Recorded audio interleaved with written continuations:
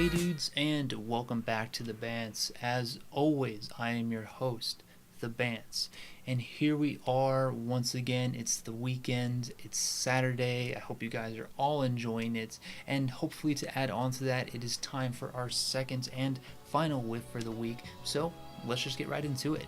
And in our first headline of the day, designer Mohsin Sajid just finished off his Denim Masterclass, so let's talk about it. So first off, who exactly is Mohsin Sajid? Well, he has been working in the denim industry for a long time through a slurry of reputable brands such as Levi's, Evisu, and Edwin, to just name a few. He also helped establish the Black Horse Lane Atelier denim factory in London, as well as having his own denim brand, End Rhyme, since 2012. So yeah, dude knows a thing or two about denim. So with introductions now out of the way, what exactly is this masterclass he teaches? Well, over the course of 3 days, he does a bunch of lectures plus a showcase, basically talking about the history of denim and then showing off a bunch of different historical pieces from the 1920s onwards. However, outside of these things, the biggest part of this masterclass is that over this 3-day period, he will teach you how to make your own pair of 5-pocket denim. And I really do think this is a cool idea. I mean, I know that obviously it's not a new idea by any means. I know other companies and brands have done similar things in the past. Hell, even Mohsin himself has done this just a couple years ago. But going back to the matter at hand, I think there actually are a lot of people out there who enjoy crafting, making things with their hands, and who also enjoy fashion, but just never get into making fashion, mainly because the entry level to just learning techniques and knowledge can be kind of overwhelming for a lot of people, especially if you're trying to learn while balancing either school or work or even just everyday life in general. So by giving people the opportunity in just 3 days to make something as intricate as their own pair of denim jeans really opens up the possibilities for them to not only get more interested in fashion and fashion design, but into crafting fashion as well. So all in all, even though it is a little bit more on the pricey side, it's just a little bit over $400 for this 3-day masterclass. I think it's a fantastic idea, and I hope it catches on with other designers in other facets of fashion as well. Then in our second headline of the day, designer Marina Yee, famously of the Antwerp Six, has finally come out with her newest collection in the first time in over a decade. Now first up, for those of you who don't know, let's quickly cover who the Antwerp Six are.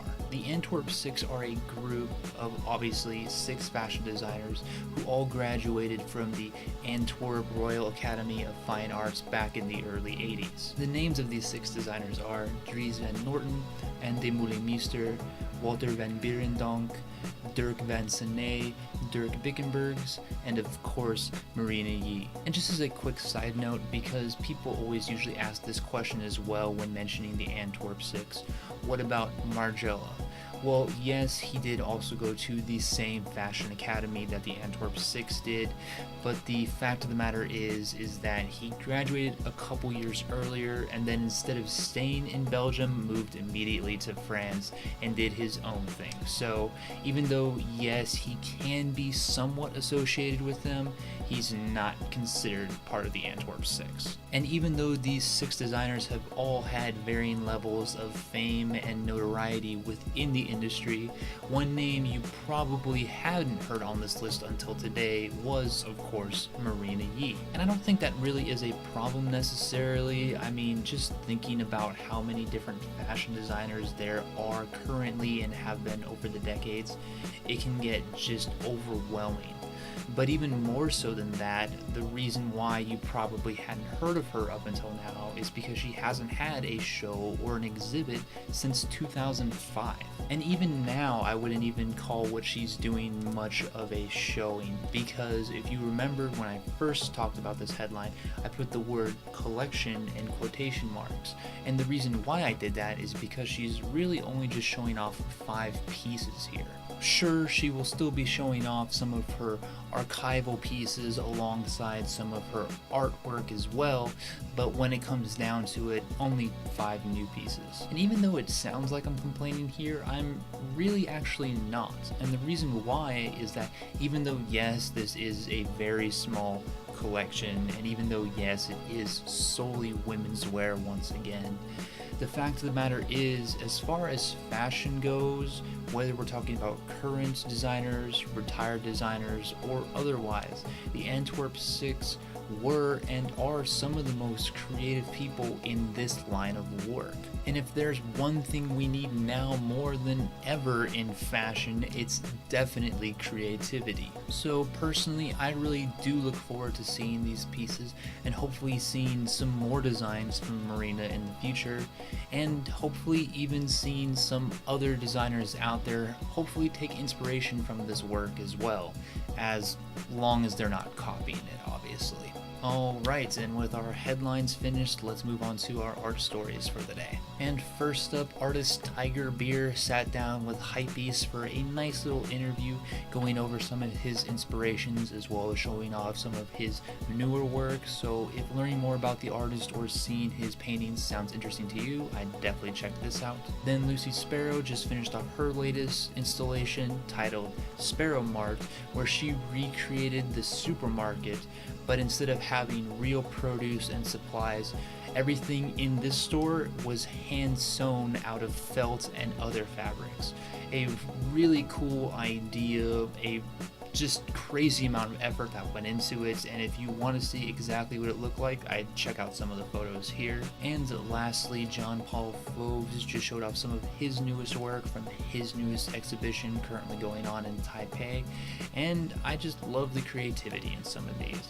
I love his take on some pop culture references mixed with some classic references as well, and even the hybrid of the two is fairly interesting in some of his works here, and if any of that sounds interesting to you, then I definitely check this out as well. Okay, and now moving back into our fashion section for the day, I just wanted to give a quick highlight over brand New Era's newest collection, where they took old vintage Nautica jackets, cut them up, and made them into hats. Even though not for me personally, I think New Era did a really fine job here of taking out some of the cooler aesthetics, the designs and graphics out of these jackets and condensing them down into some really just superb hats.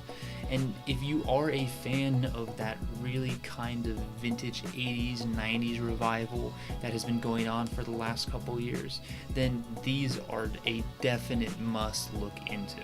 Then Filson showed off their newest workwear line, CCF, and I think they did an incredible job with it. Now when you think of Filson as a clothing line, you probably think of something very similar to a Dickies or a Carhartt, and you do get a lot of that in this collection here.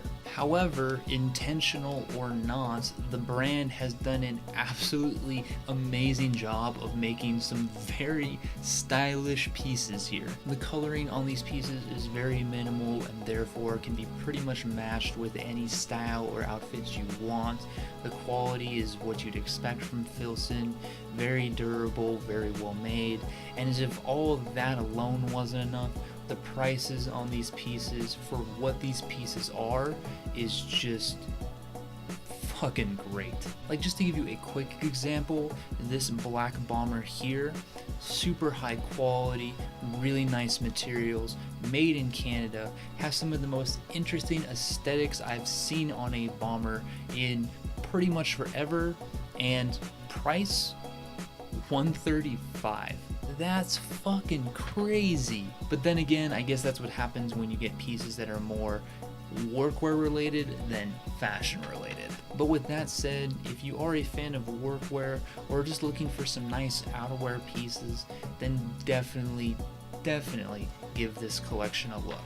Then Denmark-based brand mfpen showed off their spring-summer 2019 collection, and I just really enjoyed it. Now, if you follow men's fashion, or more specifically men's contemporary fashion at all, you probably know by now that one of the fundamental flaws in it is just creativity. Now, that doesn't mean that there aren't a bunch of very creative and excellent men's contemporary brands out there. I have reviewed a bunch of them on this channel. It's just that the majority of them tend to put out a lot of the same ideas and outfits and styles from season to season. And even though looking at this collection, that's what I initially thought by looking at it, there's just some underlying thing about this collection that doesn't make it boring. And the weirdest thing about it is that I just can't exactly put my finger on what it is. Although yes, the majority of the pieces here aren't that creative, there are a handful of interesting pieces here and there. But even aside from that, I don't know if it's just the silhouetting on some of these pieces or the way they're styled in this lookbook, but something about it just makes it more interesting than I thought upon initial glance. So if you are a fan of men's contemporary wear, give this lookbook a look and tell me what you think. Do you agree with me, or do you just find it boring, or do you actually find the entire thing interesting?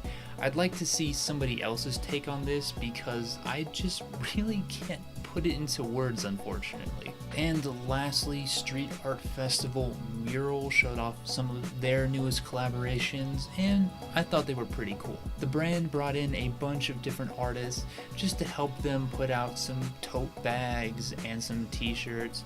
It's by no means the most extensive collection here, but if you are a fan of art or supporting young artists, or even just looking for some actually really nice and really graphic heavy t-shirts and other designs, then at the very least I would check this out. And finally, let's move on to our articles for the day. And first up, another magazine put out another article on how the Kering conglomerate is really pushing very hard for sustainability in many years to come, and how sustainability is being much more heavily watched by the consumers on social media especially. So if you're interested in learning a little bit more about what they're doing and how they're doing it, I definitely give this a read. Then Grail put out a very short but still very interesting article on all the DIY streetwear that is becoming more and more prevalent nowadays, talking a little bit about what has led up to this point, some of the brands that are kind of pioneering this movement, and how it's kind of changing certain aspects of streetwear and creativity, and how it might change things in the future as well.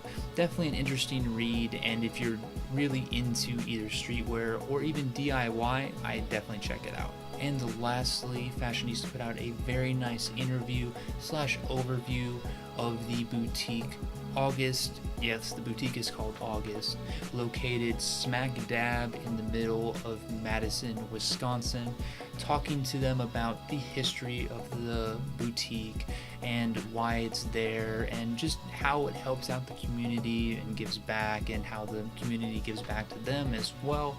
Very interesting, and if you want to know just how well a brick and mortar can do in not the biggest of cities, then I definitely check this out too. Alright, and with that we reach the end of our second and final Whif for the week. I hope you guys have enjoyed, and as always, if you want to read any of the articles I talked about today, or see any images I wasn't able to include from lookbooks, I've linked everything in the description down below. And if you are new here, then welcome to the channel. We do these what's happening in fashion videos twice a week, plus another occasional video here and there. So if that sounds interesting to you, feel free to subscribe. Otherwise, if you just have any questions, comments, concerns, or even just want to talk fashion in general, feel free to hit me up in the comments. I am always willing to talk fashion. And once again, guys, thank you so much for watching these videos and supporting my content. I hope you all have a great weekend ahead of you, and as always, until next time.